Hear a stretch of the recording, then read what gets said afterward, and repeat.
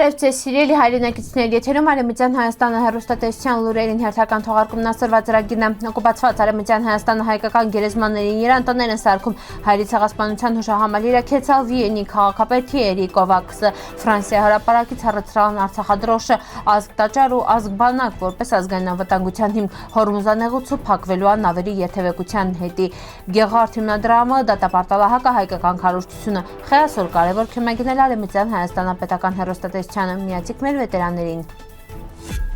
Թուրքական լրատվամիջոցների հաղորդումով օկուպացված Արևմտյան Հայաստանը Էլազığ նահանգի Ղարփ Բյորք պատմական Խարափուկ շենման ամբողջությամբ ոչնչացվել հայկական քահանա-գերեզմանատունը, տեղի բնակիչների վկայությունով Թուրքիայի բնակարանաշինության վարչությունը գերեզմանատան տարածքում 2 տոննա սարքալ հինչինդերդան շինարական գործերին վաղ ծրվան հանգուցյալների ոսկրներն գանգոսկրերը։ Շինաթիք նշվում վերջնայած իրանց առարկություններին շինարարությունը իրականացվել հենց գերեզմանատան երամ, մինչդեռ շենումը իրեն այլ ազատ տարածքն է, իրանց սելավը տարիների ընթացքում ոչնչացվել կամ գողացվել նաև հայկական շիրման քարերը, եկեղեցու հուշաղբյուրների քարերը։ Պաշտոնական աղբյուրների համաձայն Խարափուկ շենի հայ բնակչությունը 1915 թվականին հայերի ցեղասպանության վաղտը բնաջնջվել է։ Սոր շենումը բնակվում են մենակ Ալևի ու Սուննի համայնքների ներկայացուցիչներ, իսկ հայկական մշակութային ժառանգության հետքերը շարունակում են անհետանալ։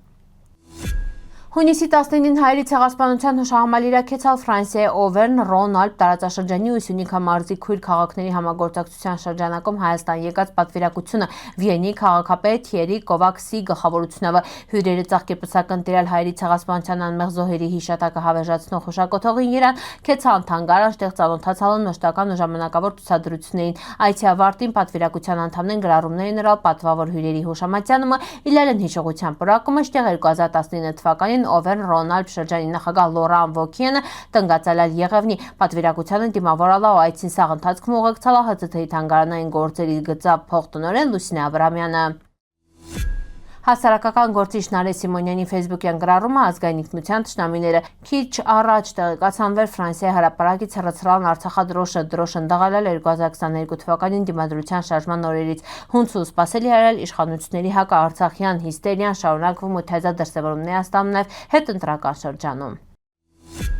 Հունիսի 19-ին հրապարակված հոդվածում Բագրատ Սրբազանը կարևորել է ազգ տաճար ու ազգ բանակ հայեցակարգը դիտարկել է որպես Հայաստանի անվտանգության ու պետականության ամրապնդման կենսական համակարգ։ Սրբազանը նշել է պատմական ծանր փորձությունները ցեղասպանությունն ու հայրենիքի կորուստներ ապրած հայ ժողովրդին հետ անհրաժեշտ է ձևավորել համապարփակ ազգային ռազմավարություն, վերը ներառելու հասարակության սաղ շերտերը սկսած մանկությունից, ինքն ընդգծում ավեր խոսքը մենակ ռազմական պատրաստության մասին, ինչի այլ նաև հոգևոր բարոյական ու մտավոր դաստիարակության, ազգային ինքնագիտակցության ու պետական մտածողության ձևավորման։ Բագրատ Սրբազանը համոզված է վեր այլևս երբեք սկզբունքի հիման իրան կառուցված համակարգը կարի նպաստի պետության ներքին ու արտաքին անվտանգության ամրապնդմանն ու ազգային դիմակայունության բարձրացմանը։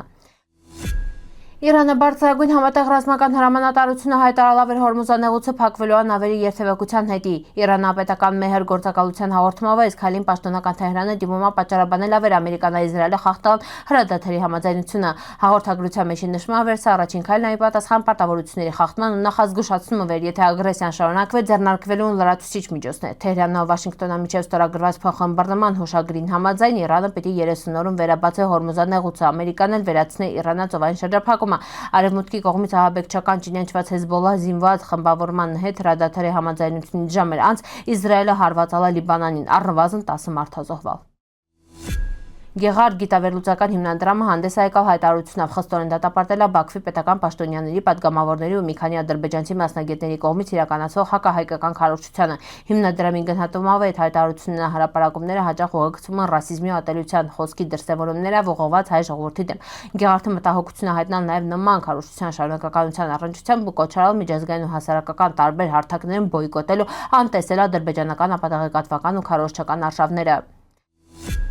Արևմտյան Հայաստանը հեռուստատեսությունը հավատարիմ մնալավ իր սկզբունքներին եշողներին շարունակում է նախապան գործը թեզամտություններով։ Հունց արդեն գիտում ենք մեր հեռուստատեսությունը ինքնագավազդով չի զբաղվում հիմնականում հեռարձակում Արևմտյան Հայաստան պատմության ու իր ներկայ ապագայի մասին տեղեկատվություն։ Արևմտյան Հայաստանը հեռուստատեսությունը գրանցել է ամենակարևոր նվաճումները մինը հրատարակել Արևմտյան Հայաստան շաբաթաթերթը վերի նպատակն է պահպանելու տարածել մեր պատմությունը, մշակույթը, ինքնությունը։ Սիրելի հայրենակիցներ, ձեր քմագավը մեր հեռուստատեսության հնարավորությունները ավելին ընդլայնվում ու պնդանում, ոնք միասին ենք ուժեղ։ Հայ վետերանների աջակցողների միավորում, ֆրանսիացի վետերանների ու հայկական ծագումով դիմադրողների միավորում, եթե 18-ից 78 տարեկան քումին պատարազատ վախտունի կապակարիք միանակ հիշատակի պահապաններին պատիվ հայրենիք ախպերություն ծեր խնդիրնայինական պաշտոնական արողությունների վախտը պիցրցնել Արևմտյան Հայաստանադրոշը հիշատակի պահապանների իրաց նշանակալի ներկայացնողը պաշտոնական արողություններին հիշատակի արողություններին, որոնց մասնակցում են կազմակերպությունները եւս պատվում են հայ զինվորներին կամավորների վեր 1916 թվականից մինչև մեր օրերը իրենց կյանքը վտանգալում պաշտպանել ֆիզիկական վտանգի տակ գտնվող քաղաքացիական բնակչությանը։ Խնդրում ենք հապաղեք վեճկաֆիկ նախագահ Ժան Ղազարոսյանին հետ լրացուցիչ տեղեկություններ ստանալի հետի։ Սիրելի հայրենակիցներ, սորվայ տեսքանք պատրաստալ ապրիկ ուշադրության հետի պնդկացիք։